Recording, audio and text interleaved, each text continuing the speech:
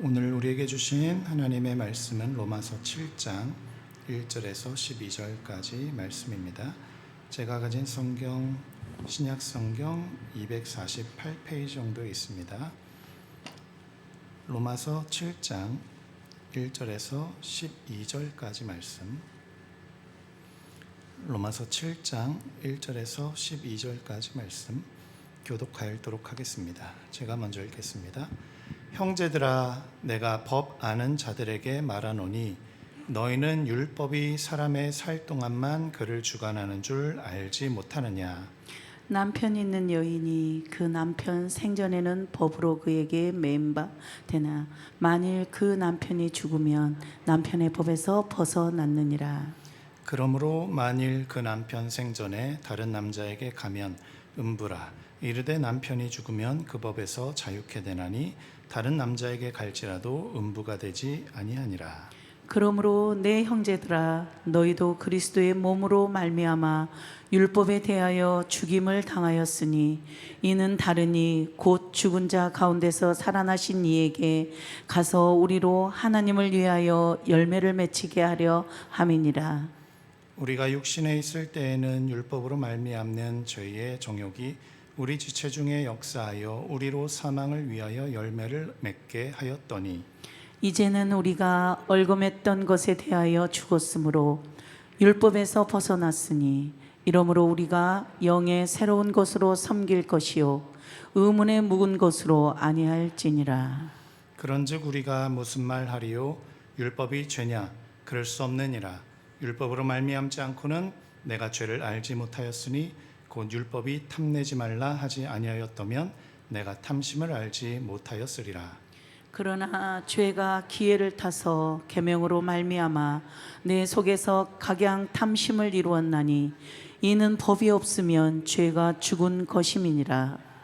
전에 법을 깨닫지 못할 때에는 내가 살았더니 계명이 이름에 죄는 살아나고 나는 죽었도다. 생명에 이르게 할 그 계명이 내게 대하여 도리어 사망에 이르게 하는 것이 되었도다. 죄가 기회를 타서 계명으로 말미암아 나를 속이고 그것으로 나를 죽였는지라. 이로 보건대 율법도 거룩하며 계명도 거룩하며 의로우며 선하도다. 아멘. 광고 말씀 먼저 드리겠습니다. 오늘 수요 예배 후에 정책당회, 인사당회가 있습니다. 당회원들은 당회장실로 모이시기를 바랍니다. 오늘 7장 말씀인데요. 7장 말씀에 앞서서 우리 지난주 말씀 핵심 구절을 한번 먼저 읽어보고 말씀을 시작하도록 하겠습니다. 로마서 6장 14절 말씀 한번 띄워주시면 감사하겠습니다. 함께 읽어보겠습니다. 시작. 죄가 너희를 주장하지 못하리니 이는 너희가 법 아래 있지 아니하고 은혜 아래에 있음이라. 아멘. 다시 한번 읽어보겠습니다. 시작. 죄가 너희를 주장하지 못하리니 이는 너희가 법 아래 있지 아니하고 은혜 아래에 있음이라. 아멘. 네, 그렇습니다. 우리는 믿음으로 말미암아 은혜로 인하여 예수님과 함께 죽고 예수님과 함께 산 자가 되었습니다. 이제 율법 아래 있지 않게 되었고 하나님의 은혜 아래 있게 되었습니다. 오늘 7장 말씀에는 모든 사람들이 율법 아래에 태어난다. 그러나 이 율법은 모든 사람들에게 지대한 영향을 발휘하는데 그것은 바로 남편과 아내와 같다. 이제 그렇게 설명을 해요. 사도 바울이 이 로마서를 통해서 율법과 우리의 관계를 남편과 아내의 관계로 설명을 한다는 것이죠. 어떻게 설명을 하는지 한번 살펴보겠습니다. 먼저 남편과 아내가 만나 이제 결혼을 하게 되면 가장인 남편의 영향력을 받게 돼 있잖아요. 고대 사회나 가부장적인 사회에서는 남편이 거의 모든 것을 다 결정하죠. 그리고 아내들은 그 남편에게 순종하게 되는 것이죠. 이 로마서가 쓰여져 있는 시대도 2000년 전이니까 아무래도 남편이 가장으로서 대소사 모든 일들을 다 관장하고 또 주관했던 것을 알 수가 있습니다. 그에 비해 아내들은 남편이 결정하는 거에 따라서 순종하고 그거에 따라서 따랐던 것이죠. 그런데 만약에 남편이 결정했던 그 일들에 대해서 아내가 순종하지 아니한다면, 남편들은 2000년 전 생각해 보세요. 남편들의 그 결정들을 따르지 않는다면 이 남편들이 아내를 제재하게 됐겠죠. 뭐뭐 하라, 뭐뭐 하지 말아라, 이렇게 명령하면서 그 명령을 따르지 않을 때는 어떤 제재가 가해지겠죠. 또 정죄를 받게 되겠죠.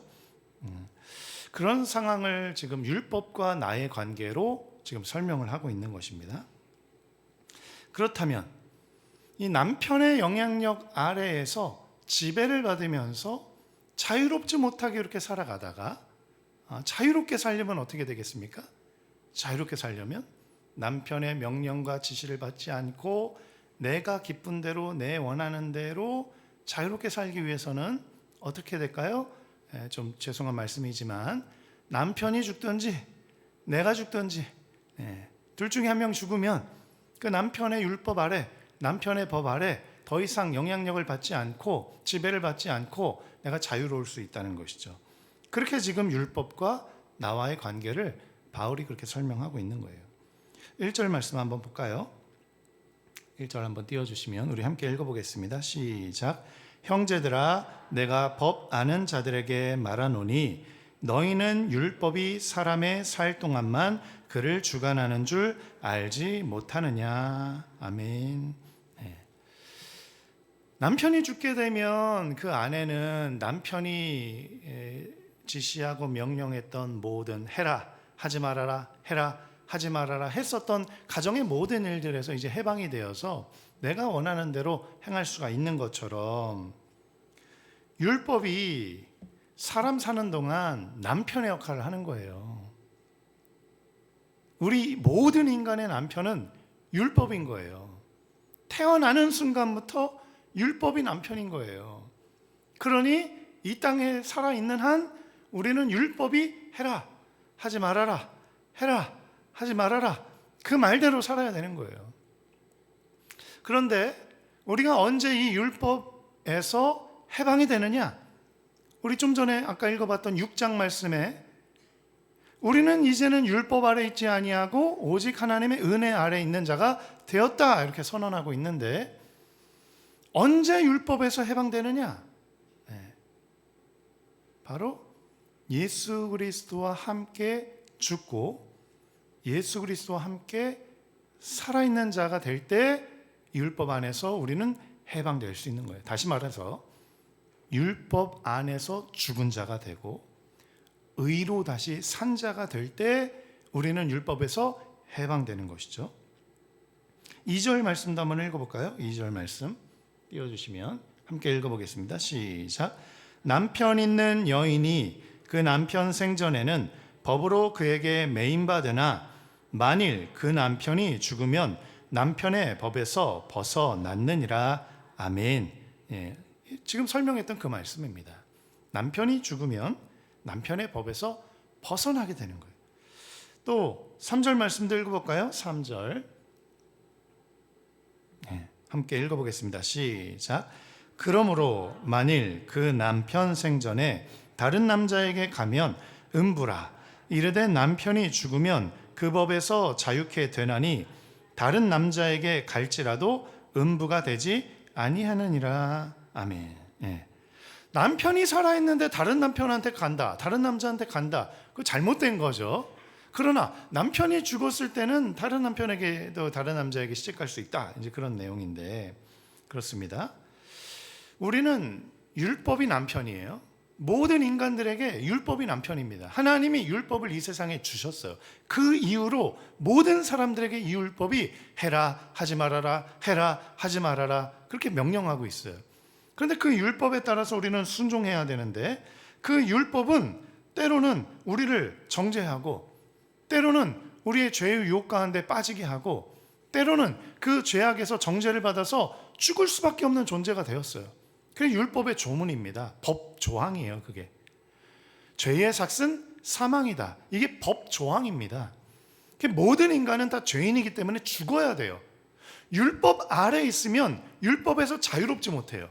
율법이 명하는 대로 우리는 순종할 수밖에 없어요. 율법이 이렇게 말씀합니다. 죄의 삭은 사망이다. 이렇게 말씀하고 있어요. 그러면 우리 모든 인간은 다 죄인이잖아요. 그러면은 죽어야 되는 거예요. 율법 아래에 있었을 때는 우리는 죄인이기 때문에 반드시 죽어야 돼요. 첫 번째, 육체적으로 죽고, 두 번째, 영적으로 죽고, 세 번째, 영원히 죽는 존재가 되는 거예요. 그런데 살려면 어떻게 되냐? 이 율법의 조항에서 죽은 자가 되면 해방이 되는 거예요. 율법과 상관없는 자가 되는 거예요. 어떻게 해야 된다고요? 죽으면 되는 거예요. 그러면 율법에 대해서 죽은 자가 되려면 어떻게 해야 되느냐?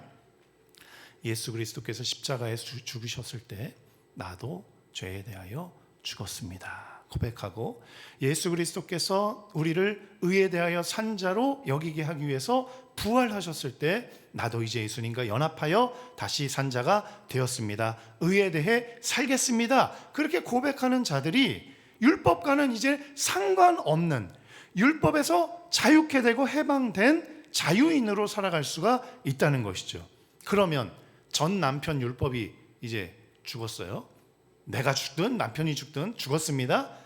내가 죽었다고 생각해 볼게요. 율법에 대해서 내가 죽었습니다. 죄에 대해서 내가 죽었습니다. 예수님과 이제 다시 살기로 연합했습니다. 그래서 죄에 대해서는 죽었어요.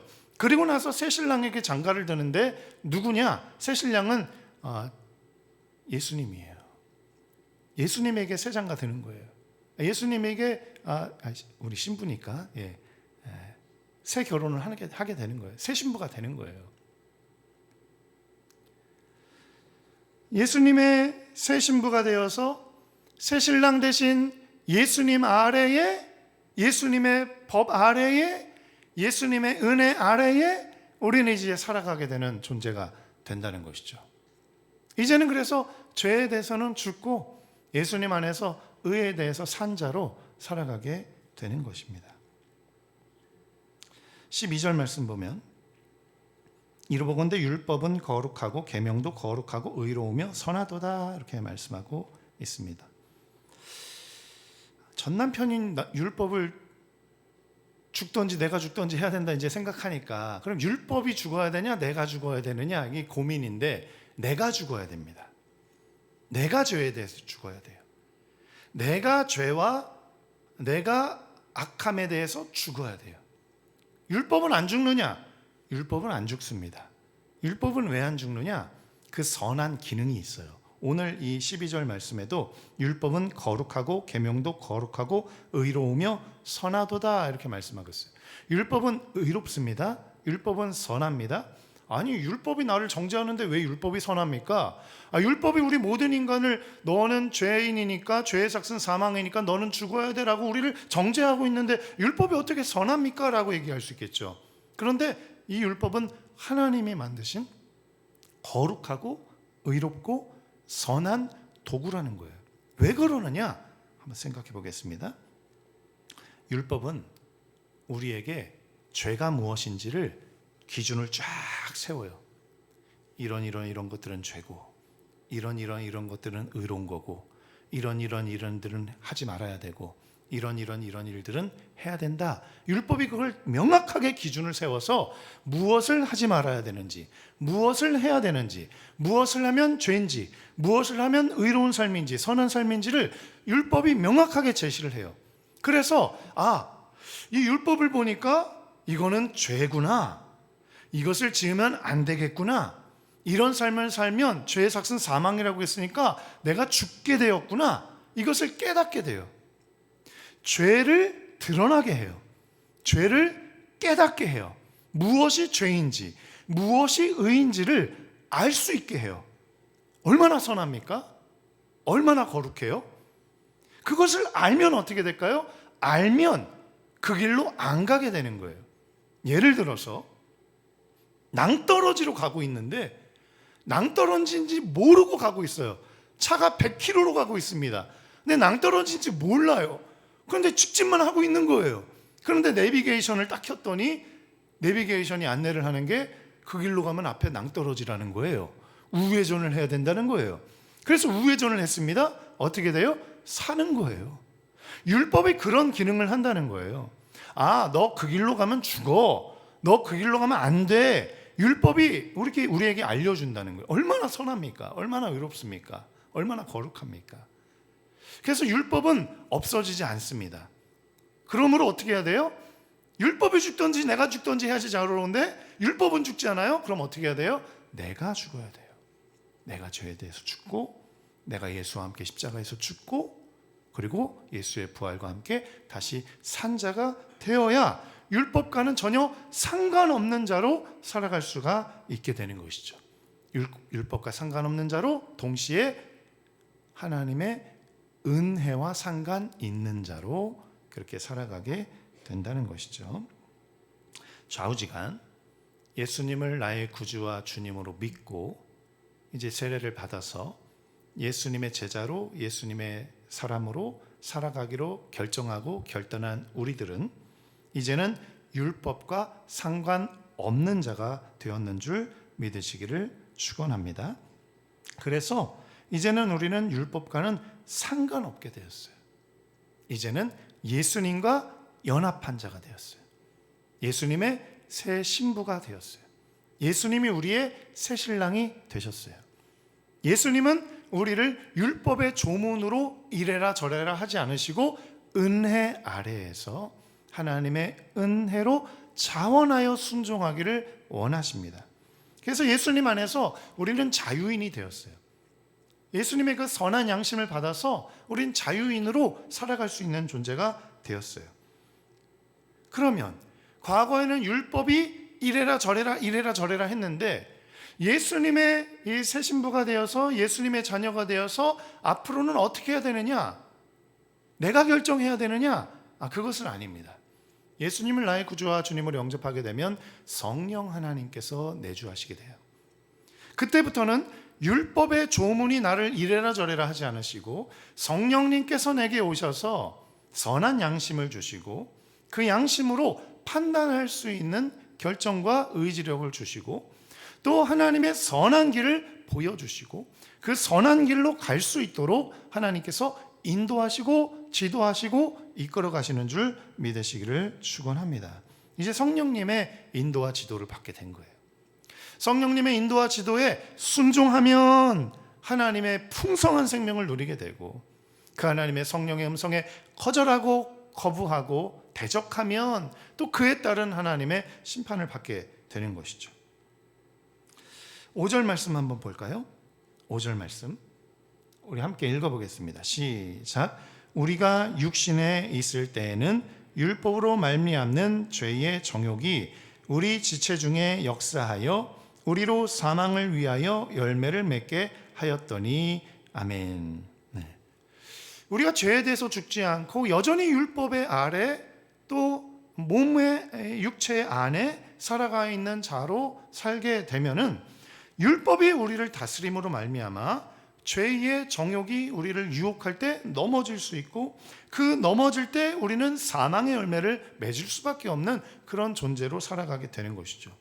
즉 율법에 매여 살아갈 때는 우리는 죄를 이길 능력이 없습니다. 그러므로 죄에 빠져서 죄의 유혹에 살아갈 수밖에 없는 존재가 됨으로 말미암아 사망의 열매만을 맺게 되는 것이죠. 그런데 이제 갈라디아서 2장 16절 말씀도 한번 볼까요? 갈라디아서 2장 16절 한번 읽어보겠습니다. 시작. 율법의 행위로서는 의롭다함을 얻을 육체가 없느니라. 아멘. 율법에 순기능이 있어요. 율법은 의롭고 율법은 선합니다. 우리에게 뭐가 죄인지 뭐가 의인지 그 기준을 명확하게 알려주기 때문에 죄를 짓지 않을 수 있고 죄를 지을 수 있고 그 기준을 우리에게 제시하는 그런 선한 역할들을 합니다. 그러나 모든 인간은 율법을 완벽하게 지킬 수 없는 게 문제예요. 모든 인간은 율법을 완벽하게 지킬 수가 없어요. 단 한 가지라도 율법을 범하면 죄의 삭은 사망이기 때문에 죄인이 되기 때문에 그 사람은 영원한 지옥에 가게 돼 있는 거예요. 율법 아래 있을 때는 그렇습니다.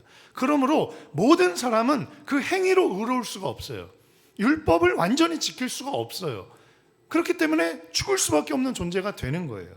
그런데 이제 율법 아래에서 해방이 되고 죄에서 해방이 되게 되면 이제는 예수님과 함께 십자가에서 죽고 십자가에서 죽은 이후에 예수님과 함께 부활하게 되면, 예수님과 함께 연합하게 되면 은혜 아래 거하고, 은혜 아래 거하면 어떤 열매를 맺느냐? 4절 말씀 한번 보겠습니다.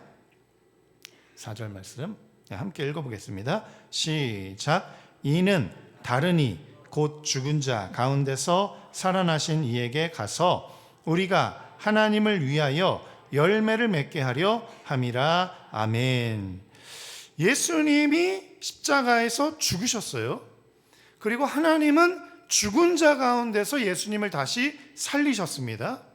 죽으시고 부활하신 예수께 우리가 가면, 여기 단어에 가서 이렇게 돼 있잖아요.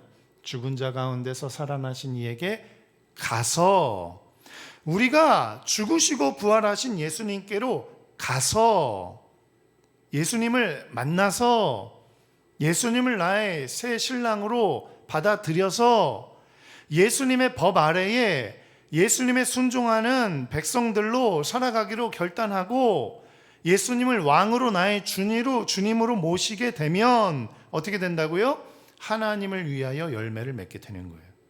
하나님을 위해 열매를 맺게 되는 이 열매는 어떤 열매냐? 바로 생명의 열매입니다. 하나님을 위해서 생명의 열매를 맺게 되는 거예요. 어떻게 하면요? 죽은 자 가운데 살아나신 이에게 가면, 우리가 예수께로 가면 우리는 율법과 상관없는 자가 되고, 우리가 예수께로 가면 예수님의 은혜 아래에 지배를 받게 되고, 우리가 예수께로 가면 성령님이 내주하시게 되고, 우리가 예수께로 가면 성령님이 나를 지도하시고 인도하시는데 생명의 길로 인도하시고, 우리가 예수께로 가면 하나님을 위하여 열매를 맺는 자가 되는데 바로 생명과 영생과 축복과 형통과 평안과 능력의 열매를 맺게 되는 줄 믿으시기를 축원합니다. 그래서 6절 말씀 한번 볼까요? 6절 말씀 보면 제가 읽어드리겠습니다. 이제는 우리가 얽매였던 것에 대하여 죽었으므로.